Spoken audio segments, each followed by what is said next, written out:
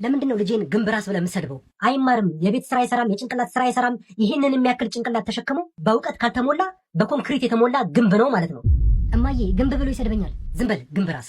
እማዬ ቀንና ሌሊት የምሰራው አንተን ለማስተማር ነው። ለምንድነው የቤት ስራ የማሰራው? ላጠና ስል ግንብራስ የሚለው ስድብ አይምሮዬ ላይ ይመጣብኛል።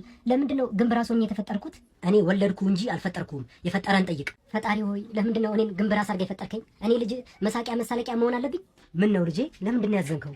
ትምህርት ቤት ግንብራስ ብሎ ይሰድቡኛል። ዝም በላቸው። ፈጣሪ የፈጠረው ፍጥረት በሙሉ ቆንጆ ነው። እኔን ፈጣሪ አልፈጠረኝም ማለት ነው? ፈጥሮ ካል ግን ጭንቅላትን ትንሽ በዛ አድርጎታል።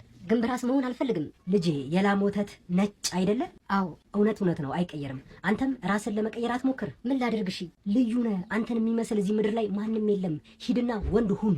ከሰዳቢዎች በላይ ሆነ ቁም። ስድባቸው እንዲያንበረክክ አትፍቀድ።